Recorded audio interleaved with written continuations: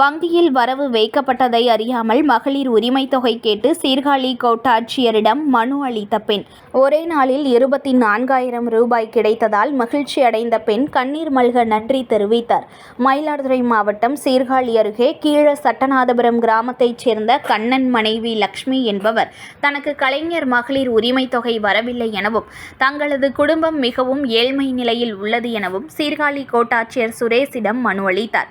மனுவை பெற்றுக்கொண்ட கோட்டாட்சியர் சுரேஷ் அலுவலகத்தில் பணிபுரியும் கலைஞர் மகளிர் உரிமை திட்ட துணை வட்டாட்சியர் பாபுவிடம் ஆய்வு செய்திட அறிவுறுத்தினார். மனுதாரரின் குடும்ப அட்டையினை ஆய்வு செய்ததில் மனுதாரருக்கு கலைஞர் மகளிர் உரிமை தொகை திட்டம் தொடங்கப்பட்ட கடந்த 2023 செப்டம்பர் முதல் உதவித்தொகை வருவதாக தெரிய வந்தது.